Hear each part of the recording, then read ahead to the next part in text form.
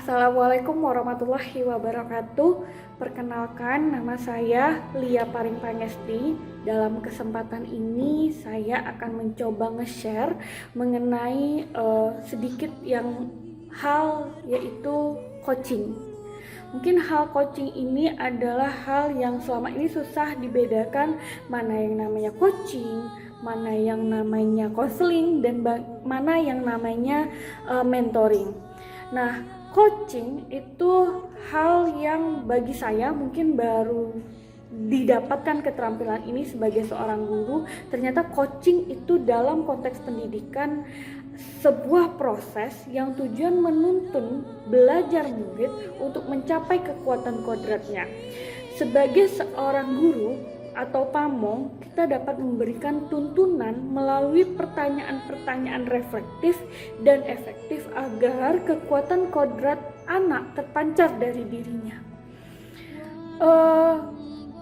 Pentingnya proses coaching ini yaitu yang pertama adalah proses untuk mengaktifasi kerja otak murid.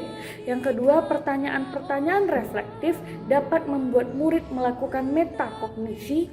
Yang ketiga, pertanyaan-pertanyaan dalam proses coaching juga membuat murid lebih berpikir secara kritis dan mendalam sehingga murid dapat menunjukkan potensinya. Selain itu, prinsip-prinsip coaching ini yang harus kita tahu yaitu kemitraan, percakapan kreatif. Maksud percakapan kreatif ini adalah dia secara dua arah, bagaimana kita terus menggali koci dan percakapan ini menghasilkan pemikiran-pemikiran atau ide-ide baru. Yang ketiga, tujuannya adalah prinsip pada coaching ini memaksimalkan potensi yang ada pada coach. Coach atau ilmu dari kegiatan coaching itu ada mindsetnya. Yang pertama, kita harus sadar bahwa coach sebagai pusat. Yang kedua, saya harus dapat terbuka dan ingin tahu lebih banyak. Yang ketiga, saya menyadari semua yang terjadi setiap saat. Seorang coach perlu menjaga kenetralan atau objektivitas sepanjang sesi. Jadi kenetralan ini akan mengizinkan informasi terbuka satu persatu setiap momen tanpa penghakiman dan izinkan ruang untuk hening, jeda atau refleksi. Yang keempat, coach mindset itu adalah saya membantu coach melihat peluang-peluang baru. Jadi itu adalah mindset seorang coach yang harus dimiliki sebelum kita melakukan coaching. Keterampilan dasar coaching yang harus dimiliki adalah keterampilan membangun hubungan baik atau kemitraan, keterampilan berkomunikasi, dan keterampilan memfasilitasi pembelajaran. Ada salah satu istilah yang disebut komunikasi asertif. Komunikasi asertif ini adalah yang memahami gaya komunikasi manusia, komunikasi yang membangun relasi, yaitu membangunkan rasa nyaman dan percaya, menyamankan posisi diri dengan lawan bicara, dan membangun respect. Jadi sehingga kita, coach dan coachee itu saling respect dan timbul rasa nyaman pada saat terjadi coaching. Komunikasi yang memberdayakan itu kita harus menjadi seorang yang aktif, pendengar aktif, mendengarkan, mengandung arti, menghadirkan diri secara utuh. Jadi kita memang total berada jiwa raga kita ketika kita melakukan yang namanya coaching. Istilah lain itu bisa disebut dengan mendengarkan dengan rasa.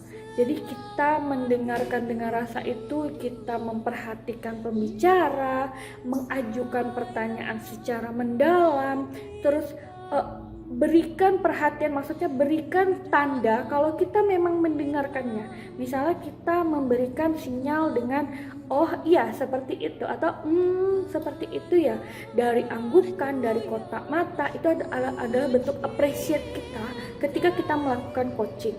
Yang selanjutnya adalah mendengarkan, harus kita merangkumkan. Jadi apa yang disampaikan oleh seorang coach, kita harus bisa merangkumkan apa yang kita tangkap, sehingga kita juga harus menemukan kata kunci dalam kegiatan coaching tersebut. Jadi coaching yang dipelajari yang didapatkan keterampilan saya itu adalah model Tirta namanya. Jadi model Tirta itu awalnya sih Tirta itu berasal dari air, kata air dari bahasa Sanskerta. Jadi intinya murid itu diibaratkan air, terus tugasnya kita sebagai guru itu memastikan air itu mengalir tanpa sumbatan kayak gitu.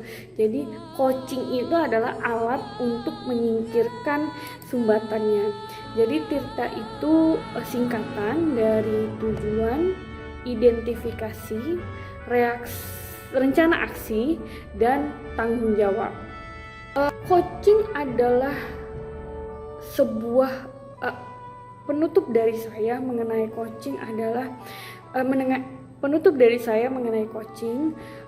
coaching adalah sebuah percakapan, dialog saat seorang coach dan seseorang berinteraksi dalam sebuah komunikasi yang dinamis untuk mencapai tujuan, meningkatkan kinerja, dan ingat kembali tujuan kita sebagai guru ketika melakukan coaching adalah menuntun seseorang, yaitu murid kita, di sini istilahnya coaching, untuk mencapai keberhasilannya.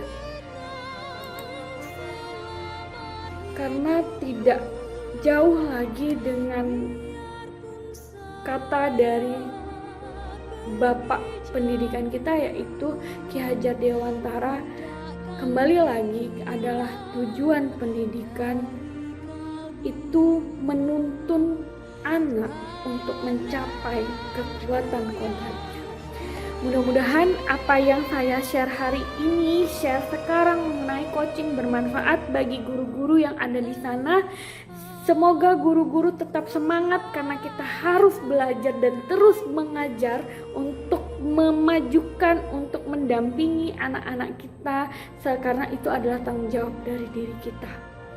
Salam guru penggerak.